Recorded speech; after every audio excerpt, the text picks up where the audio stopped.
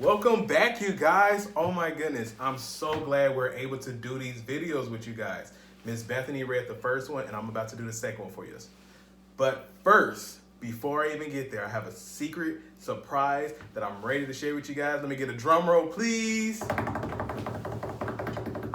Your surprise is Miss Sanilda. She's here to read with us today. So we're going to take turns reading the story and we're going to do the craft right afterwards. So we're going to have so much fun, okay? You ready? Yes, I'm so excited. All right.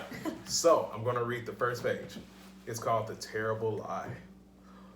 Adam and Eve lived happily together in their beautiful new home, and everything was perfect for a while, until the day when everything went wrong.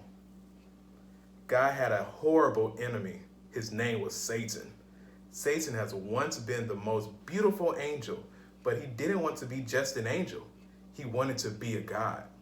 He grew proud and evil and full of hate, and God had to send him out of heaven. Satan was seething with anger and looking for a way to hurt God. He wanted to stop God's plan, stop this love story right there. So he disguised himself as a snake and waited in the garden. Now God had given Adam and Eve only one rule. Don't eat the fruit of that tree, God told them, because if you do, you'll think you know everything. You'll stop trusting me, and then death and sadness and tears will come. You guys see? Look at that snake. Whoa. All right, I'll read the next page. You see, God knew if they ate the fruit, they would think they didn't need him, and they would try to make themselves happy without him. But God knew there was no such thing as happiness without him, and life without him wouldn't be a life at all.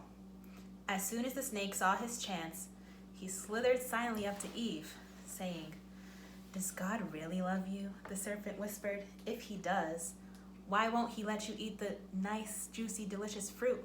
Poor you. Perhaps God doesn't want you to be happy." The snake's words hissed into her ears and sunk down deep into her heart like poison.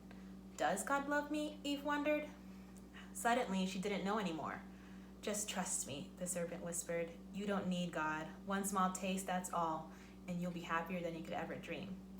Eve picked up the fruit and ate some, and Adam ate some too. And a terrible lie came into the world. It would never leave. It would live on in every human heart, whispering to everyone of God's children, "God doesn't love me." And here's the photo.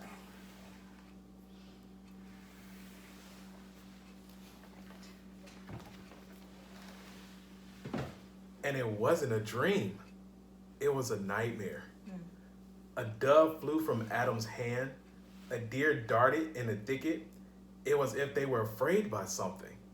A chill was in the air. Something strange was happening. They had always been naked, but now they felt naked and wrong. And they didn't want anyone to see them, so they hid. Later that evening, as God was taking his walk, he called to them, "Children?" Usually Adam and Eve loved to hear God's voice and would run to him. But this time, they ran away from him and hid in the shadows. "Where are you?" God called. "Hiding," Adam said. "We're afraid of you." "Did you eat the fruit I told you not to eat?" God asked them. Adam said, "Eve made me do it." "What have you done?" God asked. Eve said, "The serpent made me do it." And terrible pain came into God's heart. His children hadn't just broken the one rule, they had broken God's heart. They had broken their wonderful relationship with him. And now he knew everything else would break. God's creation would start to unravel and come undone and go wrong. From now on, everything would die, even though it was all supposed to last forever.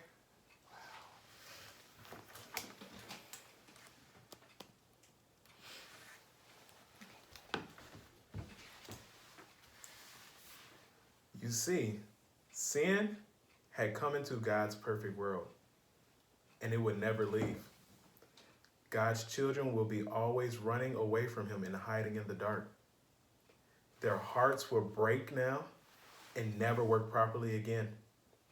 God couldn't let his children live forever, not in such pain, not without him.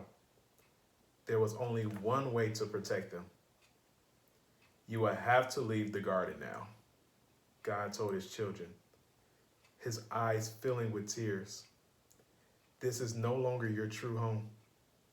It's not the place for you anymore.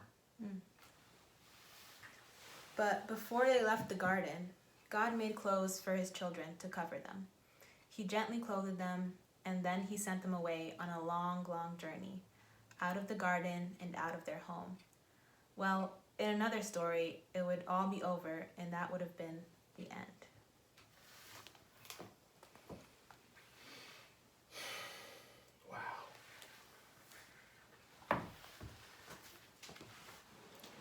But not in this story. You guys thought it was going to end. Let's listen to this. God loved his children too much to let the story end there. Even though he knew he would suffer, God had a plan, a magnificent dream. One day, he would get his children back. One day, he will make the world this perfect home again. And one day, he will wipe away every tear from every eye.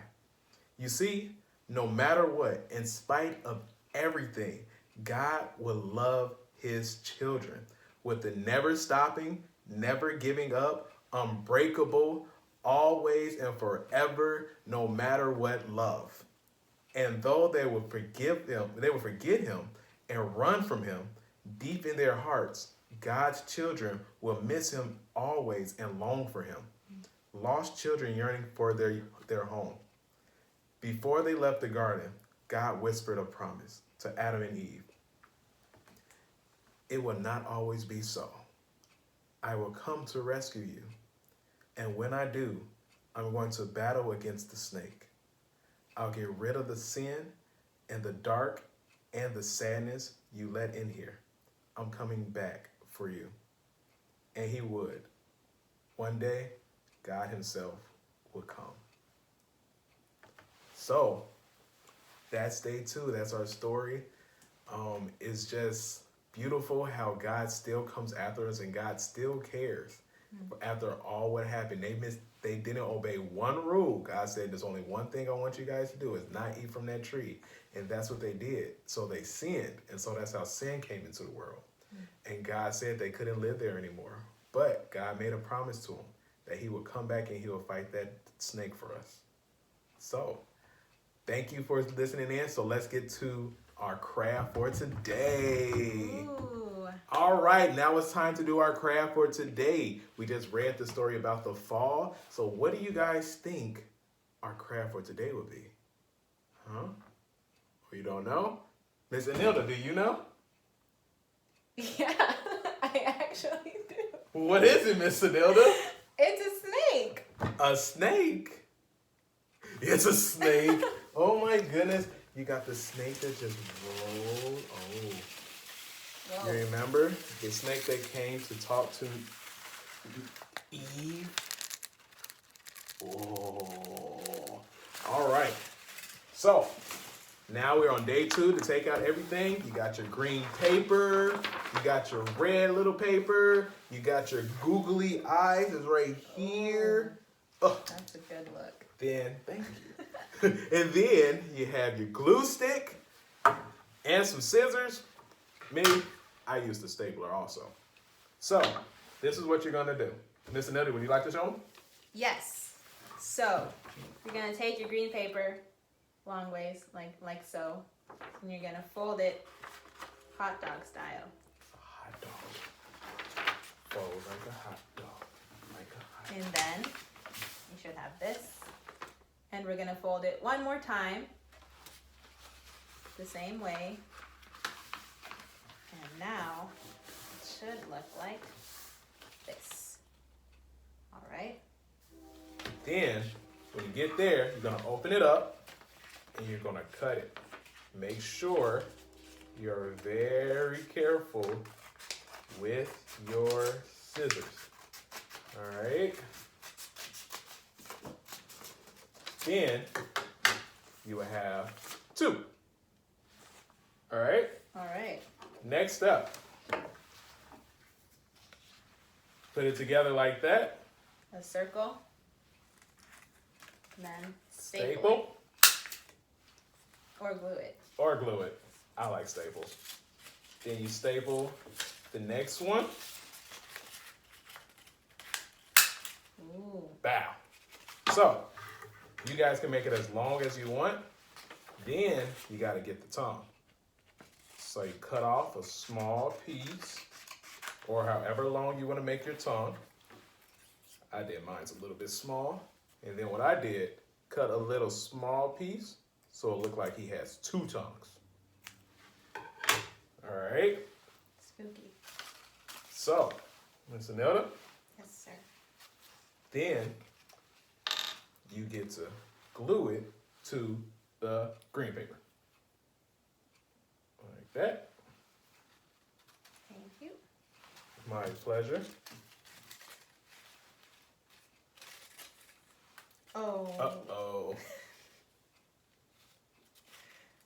Okay, now it's, That's better? yeah. That's We great. fixed it. It's all good. Then, one googly eye. Right there. Then, 2 googly eyes. Right there. Looking good. All right. And that's your snake. Like I said, you guys can make it as long as you want it to be, or you can make it as short as you want it also. But that's your snake, and we're done here. Until next time, all right? All right.